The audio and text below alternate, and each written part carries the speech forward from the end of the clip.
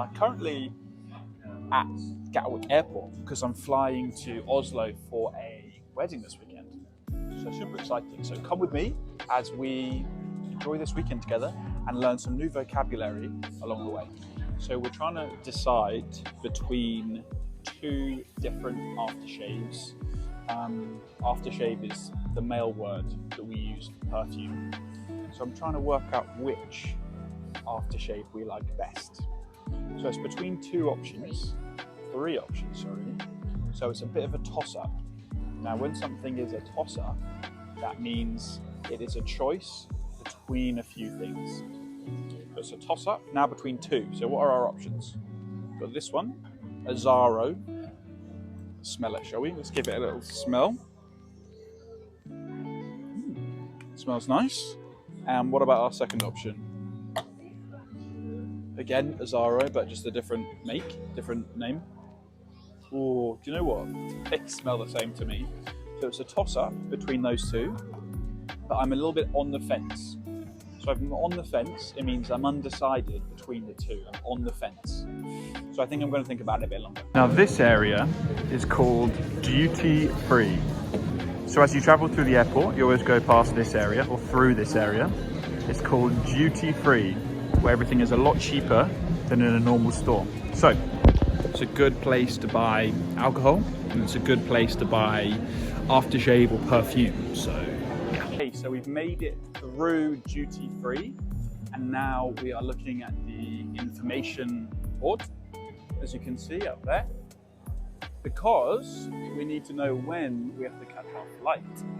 So we are going to Oslo today, so we will get our gate information at, I don't know, 2:30, something like that. So we're just gonna relax, chill out, and a very classic thing to do when you're in the UK. One of the most famous places is Wetherspoons. Now Wetherspoons is a chain restaurant. So a chain restaurant is like, you know, Pizza Hut or Subway or McDonald's, where there's lots of the same restaurant and they all have branches around the country or the world. But Wetherspoons is a chain of pubs here in the UK. Good value and very, very popular. And there's usually always a Wetherspoons at an airport. So we're gonna find it and we're gonna have a cheeky pint. So let's go find it. We found it, but we are running late for our flight. So we're not gonna be able to go in today, but here it is. Wetherspoons, see? Very full. It's a classic thing to do when you're on holiday. But sadly, we're not going to be able to make it today. Next time.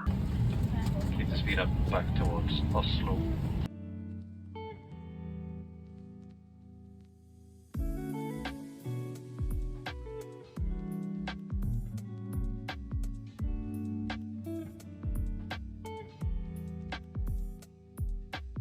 We're now in a very famous place, right?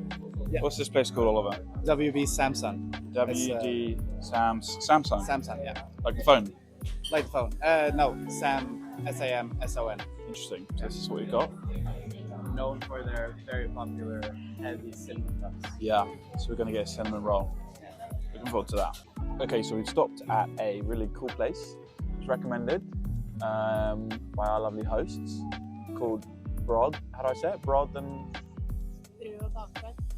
Brødbakverk. Yeah.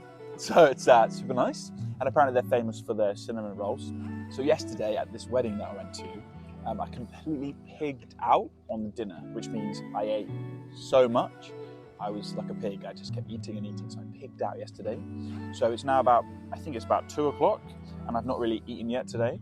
So I'm going to nibble on, which means just to, have a little bit of a tuna melt, panini. So that would be really nice. And then we'll check back in a little bit later. Okay, so guys, this is my friend Oliver, who I'm staying with in Norway. Now it's so interesting when you hear him speak, because he is a native Norwegian speaker, and he speaks English as a second language, but it's just evidence of how good your English can get through consistent work and effort. So Oliver, tell us, how did you learn English? Well, first and foremost, the Norwegian school system is very good and consistent with teaching English.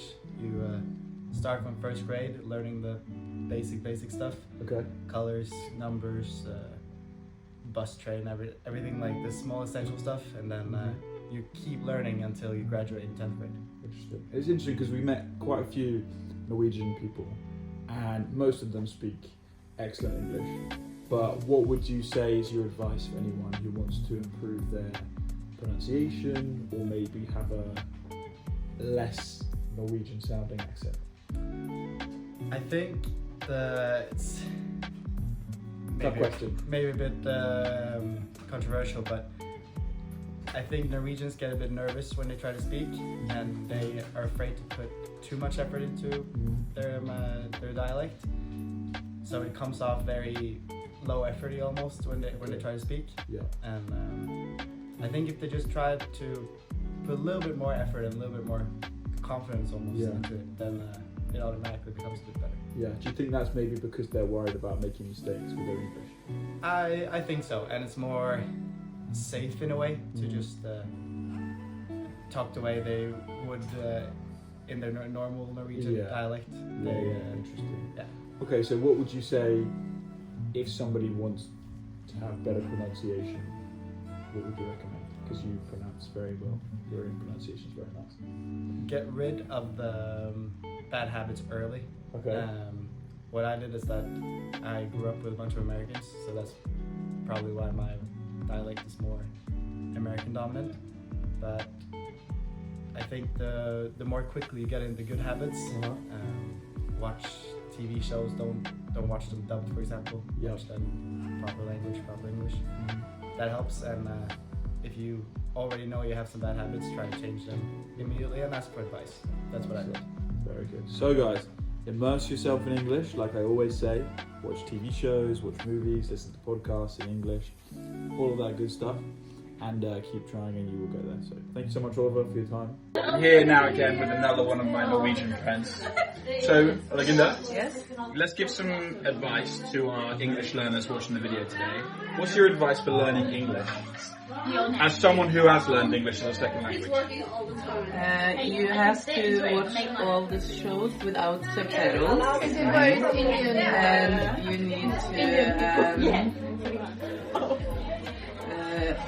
read your lyrics. Yeah. So when you read your lyrics for the songs you're singing, then you will automatically catch what you're actually singing, and you will learn something. Interesting. Okay, so watch TV shows without subtitles, and also make sure you read the lyrics when you're listening to English music.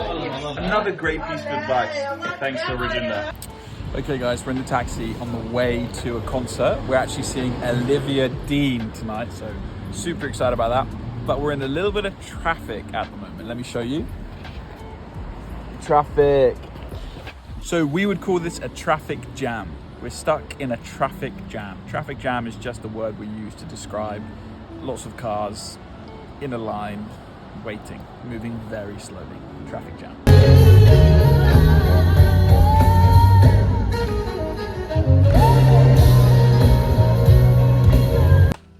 Right, so we're at the airport now, and it's the end of our Oslo trip, and it has been fantastic. It's been amazing. I've had a whale of a time. Having a whale of a time is just an expression that we use to describe having a really good time. So you could say, this weekend I have had a whale of a time in Norway. Fantastic. It's so good. The Norwegian people have been super friendly. I've got lots of friends here in Norway. It's always good to see them and catch up with them. Remember we spoke in our last video about to catch up means to find out what's new with our friends, to see what's been happening in their lives. So we caught up with them, which has been lovely. The only thing is that Norway is very expensive. So food and drinks are very expensive. So we could either use the term spenny, which is a slang term to describe things as being expensive. If something is spenny, it's expensive, or it costs an arm and a leg. So if something costs an arm and a leg, it means it's very, very expensive.